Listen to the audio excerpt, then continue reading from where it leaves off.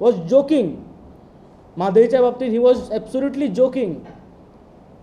आज ताणें प्रेसान सांगिल्लें आसा की आपणें खंय केंद्राक परत एकदां पत्र बरयलां. त्या पत्रान खंय 30 वर्सांचें म्हादैचो डिस्प्यूट जो आसा तो पत्रान बरयला. म्हणजे 4 तारखेक तुमी जे मेमोरेंडम दिल्लें तें मेमोरेंडम इनकम्प्लीट आशिल्लें काय कितें? म्हणजे 4 तारखेक तुमी जे गेल्ले ते टायमपासाक गेल्ले काय कितें? म्हणजे 4 तारखेक जें कितें तुमी नाटक केलें तें खऱ्या अर्थान ड्रामा आशिल्लो काय कितें असो आमकां संशय ह्या गोंया गव्हर्मेंटाचेर आनी केंद्र सरकाराचेर येता. आनी 31 डिसेंबरूय लागीं पावला. गोंयांत खुबशे ट्युरिस्ट येता. ट्युरिस्टांकूय उदक जाय पडटा. तें उदक मेळटलें काय कितें होय सरकारान लक्षांत दवरूंक जाय.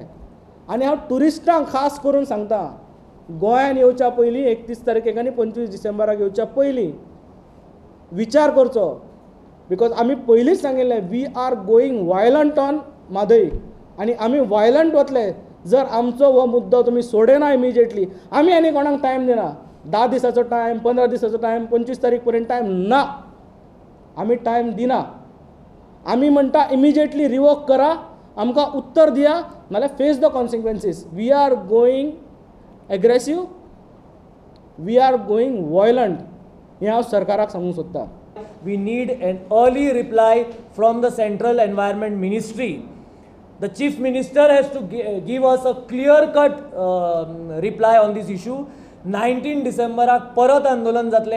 So this will be a big andolan, and I give from this press conference, I give a call to all the people of Goa, all the colleges, students, youth, NGOs, everybody, cutting across party lines, cutting across everything, to be united on this issue and make it a big andolan and support this movement to save Mhadei and save Goa.